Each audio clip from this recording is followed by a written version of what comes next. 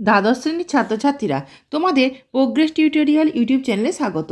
আজকের ভিডিওতে রাষ্ট্রবিজ্ঞান বিষয়ে সম্মিলিত জাতিপুঞ্জ অধ্যায় থেকে অতি সংক্ষিপ্ত প্রশ্নোত্তর আলোচনা করছি।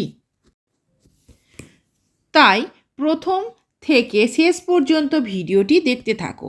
এই চ্যানেলটিকে সাবস্ক্রাইব করে সঙ্গে থেকো, যাতে এই শেষ মুহূর্তের গুরুত্বপূর্ণ ভিডিওগুলি চ্যানেলে আপলোড করার সঙ্গে সঙ্গে তোমাদের কাছে নোটিফিকেশান পৌঁছে যায়। প্রথম প্রশ্নটি দেখো, তেহরান ঘোষণা কি?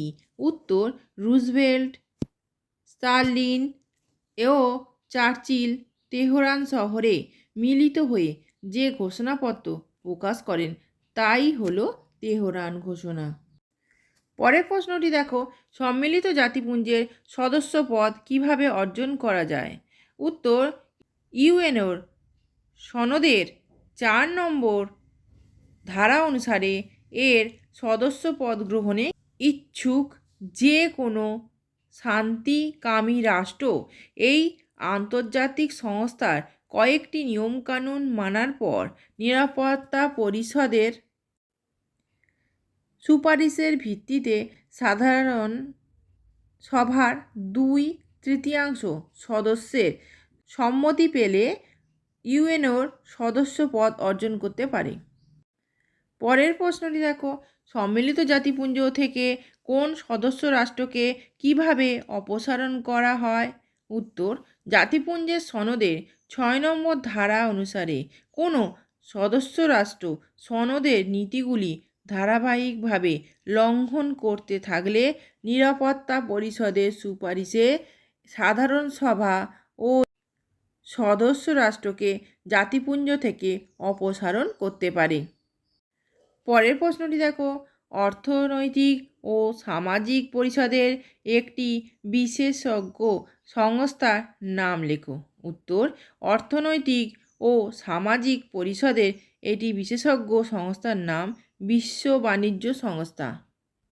পরের প্রশ্নটি দেখো, WHO এর পুরো নাম কি?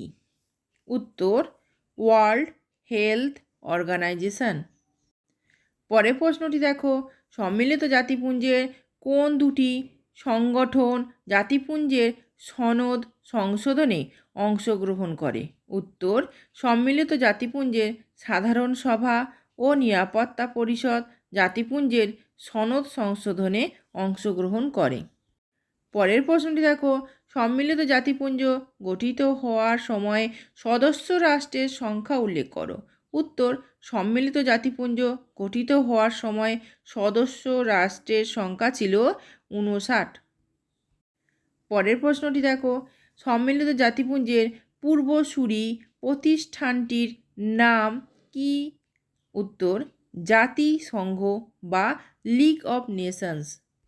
পরের প্রশ্নটি দেখো, জাতিপুঞ্জের প্রস্তাবনার অন্তর্ভুক্ত একটি লক্ষ্য কী? উত্তর, জাতিপুঞ্জের প্রস্তাবনার অন্তর্ভুক্ত একটি লক্ষ্য হল যুদ্ধের করাল গ্রাস থেকে ভাবী প্রজন্মকে মুক্ত রাখা। এই ধরনের ভিডিওগুলি পেতে চ্যানেলটি অবশ্যই সাবস্ক্রাইব করে রেখো এবং বেল আইকন প্রেস করে অল নোটিফিকেশন অন করে রেখো এবং ভিডিওটিকে লাইক কমেন্ট শেয়ার করো। পরের প্রশ্নটি দেখো, নিরাপত্তা পরিষদের 5টি স্থায়ী সদস্য রাষ্ট্রের নাম কি?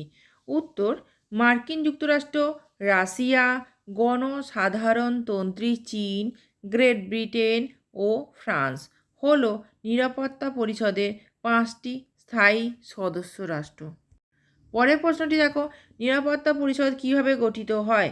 উত্তর, ইউএনওর নিরাপত্তা পরিষদ স্থায়ী 5টি সদস্য রাষ্ট্র এবং অস্থায়ী 10টি সদস্য রাষ্ট্র অর্থাৎ মোট 15টি সদস্য রাষ্ট্র নিয়ে গঠিত।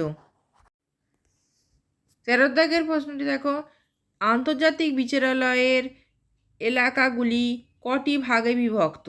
উত্তর, আন্তর্জাতিক বিচারালয়ের এলাকাগুলি 3 ভাগে বিভক্ত, যথা স্বেচ্ছাধীন এলাকা, আধা আবশ্যিক এলাকা এবং পরামর্শদানমূলক এলাকা। পরের প্রশ্নটি দেখো, সম্মিলিত জাতিপুঞ্জের প্রস্তাবনা কি সনদের মূল অংশ? উত্তর, সম্মিলিত জাতিপুঞ্জের প্রস্তাবনা সনদের মূল অংশ নয়। পরের প্রশ্ন দেখো, সাধারণ সভার বার্ষিক অধিবেশন কবে বসে?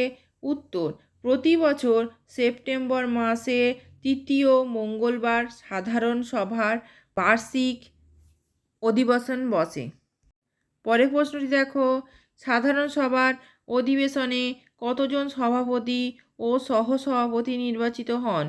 উত্তর, সাধারণ সভার অধিবেশনে একজন সভাপতি এবং 21 জন সহসভাপতি নির্বাচিত হন। পরের প্রশ্নটি দেখো, IMF এর পুরো নাম কি? উত্তর, ইন্টারন্যাশনাল মনিটারি ফান্ড। পরের প্রশ্নটি দেখো, আন্তর্জাতিক অর্থভাণ্ডারের সদর কার্যালয় কোথায় অবস্থিত? উত্তর, মার্কিন যুক্তরাষ্ট্রের ওয়াশিংটনে।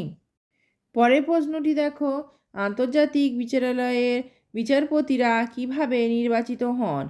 উত্তর, নিরাপত্তা পরিষদ এবং সাধারণ সভায় পৃথকভাবে অনুষ্ঠিত ভোটে যে সবচেয়ে বেশি ভোট পান তারা আন্তর্জাতিক বিচারালয়ের বিচারপতি হিসাবে নির্বাচিত হন। পরের প্রশ্নটি দেখো, আন্তর্জাতিক বিচারালয় কোথায় অবস্থিত? উত্তর, আন্তর্জাতিক বিচারালয় জার্মানির হেগ শহরে অবস্থিত। পরের প্রশ্নটি দেখো, সম্মিলিত জাতিপুঞ্জের মহাসচিবের যে কোনো একটি গুরুত্বপূর্ণ কাজ উল্লেখ করো। উত্তর, সম্মিলিত জাতিপুঞ্জের মহাসচিবের একটি গুরুত্বপূর্ণ কাজ হল প্রশাসন এবং বিভিন্ন শাখা সংগঠনের কাজকর্মের মধ্যে সমন্বয় সাধন করা। পরের প্রশ্নটি দেখো, নিরাপত্তা পরিষদের স্থায়ী সদস্যদের ভেটো প্রদান ক্ষমতার অর্থ কী? অথবা নিরাপত্তা পরিষদের স্থায়ী সদস্যদের ভেটো ক্ষমতা বলতে কী বোঝো? উত্তর দেখো, নিরাপত্তা পরিষদের স্থায়ী সদস্যদের দেওয়া ভেটো ক্ষমতার অর্থ হল পদ্ধতিগত বিষয় ব্যতীত অন্যান্য গুরুত্বপূর্ণ বিষয়ে সিদ্ধান্ত গ্রহণের ক্ষেত্রে তাদের অসম্মতিসূচক ভোটদানের অধিকার রয়েছে। পরের প্রশ্নটি দেখো, সাধারণ সভা কিভাবে গঠিত হয়? উত্তর, সম্মিলিত জাতিপুঞ্জের সব সদস্য রাষ্ট্র নিয়ে সাধারণ সভা গঠিত হয়। বর্তমানে এর সদস্য সংখ্যা হল 193।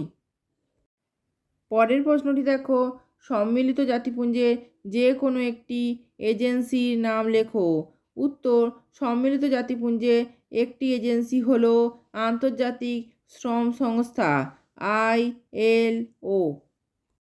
শেষ প্রশ্নটি হল, নিরাপত্তা পরিষদের কোন কোন দেশে ভেটো প্রয়োগের ক্ষমতা আছে?